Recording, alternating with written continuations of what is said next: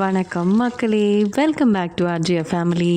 எப்பயாவது வீடியோ போடுற எனக்கு உங்களுடைய சப்போர்ட் கொஞ்சம் கொஞ்சமாக வந்துட்டு தான் இருக்குது. அதுக்கு ரொம்ப ரொம்ப நன்றி. ஸோ இன்றைக்கி நான் பண்ணுற இந்த ரெசிபியோட நேம் வந்து திடீர் தக்காளி குழம்பு அப்படின்ட்டு. வீட்டுக்கு கெஸ்ட்டு திடீர்னு வந்தாங்க. ஸோ திடீர்னு எதனா ஒன்று பண்ணணுமே அப்படின்றதுனால திடீர் குழம்பு ரெடி பண்ணலாம் அப்படின்னு சொல்லிட்டு இது வந்து ஷெஃப் தீனா அவர்கள் அவங்க யூடியூப் சேனலில் போட்டிருந்த ஒரு ரெசிபி. ஸோ இது பார்த்ததுமே வந்து நல்லா இருந்தது. டக்குன்னு ரெடி பண்ணிடலாம் 20 மினிட்ஸில் 10 மினிட்ஸில் அப்படின்னு சொல்லிட்டு நான் வந்து இது வெங்காயம், தக்காளி, பச்சை மிளகா இது மட்டும்தான் நம்மளுக்கு தேவைப்படுது. மற்றபடி வந்து இஞ்சி பூண்டு அதெல்லாம் சம்திங் எதுவுமே தேவையில்லை. ஸோ ஈஸியாக ரெடி பண்ணலாம் அப்படிங்கிறதுக்காக ஒரு கடாயில் வந்து எண்ணெய் ஊற்றி கடுகு, உளுந்து போட்டு நல்லா வறுத்ததுக்கப்புறமா கொஞ்சமாக ஜீரகம் போட்டுட்டு வெங்காயம் போட்டு பச்சை மிளகா போட்டு தக்காளியும் போட்டு நல்லா வதக்கிடுங்க. நல்லா வதக்கி எண்ணெய்லாம் பிரிஞ்சு வந்ததுக்கப்புறமா அதில் வந்து கொஞ்சமாக வந்து மஞ்சத்தூள், மிளகாத்தூள், உப்பு போட்டு தண்ணி ஊற்றி நல்லா கொதிக்க விட்டுருங்க. ஸோ இந்த ரெசிபிக்கு தேவையானதே வந்து மெயினாக பார்க்கணும் அப்படின்னா உடச்சக்கல்ல வந்து இதுக்கு திக்னஸை கொடுக்கும் அண்ட் டேஸ்ட்டுமே வந்து ரொம்பவே சூப்பராக இருந்தது. நான் வந்து இது ஃபர்ஸ்ட் டைம் வந்து நான் இதை ட்ரை பண்ணியிருந்தேன். எனக்கு ரொம்பவே பிடிச்சிருந்தது. சாம்பார் மாதிரியும் இருக்குது, தக்காளி குருமா மாதிரியும் இருக்குது, தக்காளி குழம்பு மாதிரியும் இருக்குது. நம்ம ரோட்டு கடையிலலாம் ஒரு தக்காளி குழம்பு மாதிரி ஊற்றுவாங்க சாம்பார் டைப்பில், அதாவது துவரம்பருப்பு யூஸ் பண்ணாமல். ஸோ அந்த மாதிரி ஒரு ஃபீல் ஆச்சு. 3 டிஷ் வந்து எனக்கு ஃபீல் ஆச்சு இதை சாப்பிடும்போது. ஃபஸ்ட் டைம் நான் இதை ட்ரை பண்ணுறேன். ஸோ வந்து இதில் எந்த ஒரு கரம் மசாலா, அந்த மசாலா, இந்த மசாலா எதுவுமே இல்லை. வீட்டு குழம்பு மிளகாத்தூள் அப்படி இல்லை அப்படின்னா தனியாக தனியாத்தூள் அண்டு தனியாக மிளகாத்தூள் இருக்கும் இல்லையா, அது கூட நம்ம யூஸ் பண்ணிக்கலாம். ஸோ அந்த பேஸிஸில் தான் நான் வந்து இதை ரெடி பண்ணேன். இதுக்கு வந்து பயங்கர சூட் ஆகிற ஒரு விஷயம் என்ன அப்படின்னா வந்து இட்லி அண்டு இந்த குழம்பு வச்சு சாப்பிட்டு பார்த்தீங்கன்னா பயங்கர வேறு லெவலில் இருந்தது. இது கொஞ்சம் தண்ணியாக வச்சிங்கன்னா ஊற்றி சாப்பிடும்போது அவ்வளோ டேஸ்ட்டாக இருந்தது. நீங்கள் வந்து கண்டிப்பாக ட்ரை பண்ணி பாருங்கள். அண்டு ஷெஃப் தீனா சாருக்கு வந்து நான் ரொம்ப தேங்க்ஸ் சொல்லிக்கிறேன் இந்த ரெசிபிக்காக.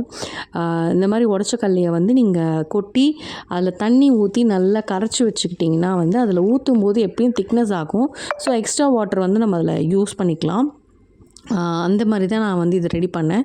ரொம்பவே நல்லா இருந்தது. என்னால் நம்பவே முடியல. 10 மினிட்ஸில் வச்சு முடிச்சுட்டு இட்லி ஊற்றிட்டு உட்காந்துட்டேன் நான். அந்தளவுக்கு நல்லா இருந்துச்சு. ஸோ நீங்களுமே இதை ட்ரை பண்ணி பாருங்கள். எனக்கு சொல்ல வார்த்தைகள் இல்லை, அவ்வளோ சூப்பராக இருந்ததுன்னு சொல்லலாம்.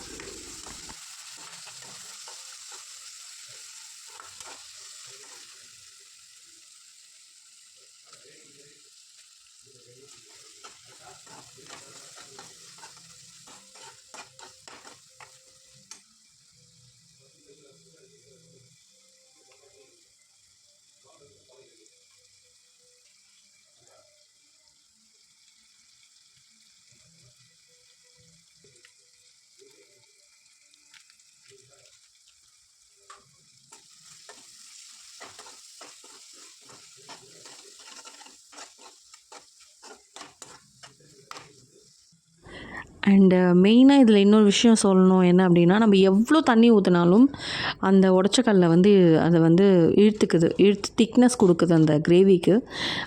நான் வந்து ரொம்ப தண்ணி எக்ஸ்ட்ரா தான் ஊற்றினேன். ஏன்னா எங்கள் வீட்டில் வந்து அந்த தண்ணி குழம்பு மாதிரி சாப்பிடுவாங்க அப்படிங்கிறதுனால நான் நிறைய தண்ணி ஊற்றினேன். இப்போ பார்த்தீங்கன்னா தெரிஞ்சிருக்கும் உங்களுக்கு நிறைய தண்ணி ஊற்றிருக்கிறது. ஸோ அது நல்லா கொதிச்சதுக்கப்புறமா வந்து எனக்கு வந்து ஆக்சுவலி பார்த்திங்கன்னா வடிகட்டி இதை ஊற்றணும். எனக்கு வடிகட்டுறதுக்கு வந்து யாரும் கேமரா பிடிக்கிறதுக்கு இல்லை. ஸோ அதனால் நான் என்ன பண்ணேன் அப்படின்னா வடிகட்டுறதை மட்டும் நான் இந்த வீடியோவில் காட்டல. பட் நீங்கள் வந்து நல்லா கரைச்சி வச்சுட்டு அதை வடிகட்டிட்டு அதை நல்லா மிக்ஸ் பண்ணி விடுங்க. மிக்ஸ் பண்ணி விட்டுட்டு கொஞ்சம் தண்ணி ஆட் பண்ணி சிம்மில் வச்சிட்டிங்கன்னா அது கொதிக்கும்போது நம்மளுக்கு பார்க்கும்போதே வந்து சாம்பார் ஃபீல் கிடைக்கும்.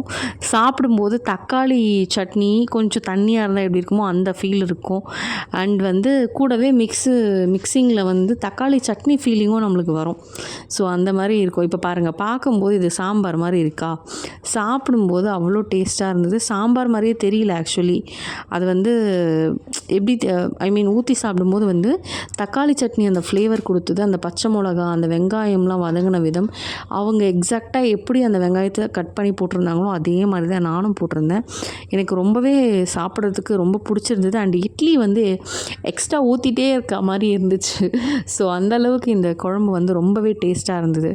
நீங்களுமே வந்து உங்கள் வீட்டில் வீட்டில் இதை ட்ரை பண்ணி பாருங்கள். ஜஸ்ட் 10 மினிட்ஸ் தான். வெங்காயம் தக்காளி கட் பண்ணுற டைம் தான், மற்றபடி வதக்கிறதுக்கு ஒரு 5 நிமிஷம். இட்லி ஒரு சைடு ஊற்றிட்டு இந்த சைடில் நீங்கள் வந்து அந்த உடச்சக்கல்லையை கரைச்சி ஊற்றுனீங்கன்னா வேலை முடிஞ்சுதுங்க. ரொம்ப சூப்பராக இருந்தது. நீங்களும் உங்கள் வீட்டில் ட்ரை பண்ணி பாருங்கள். மறக்காமல் ஆர்ஜிஆர் ஃபேமிலியை சப்ஸ்கிரைப் பண்ணிக்கோங்க. நன்றி.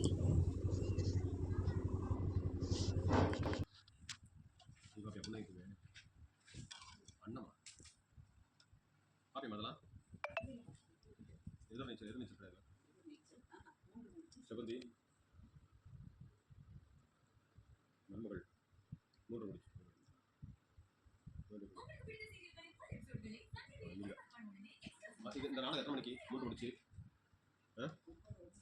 9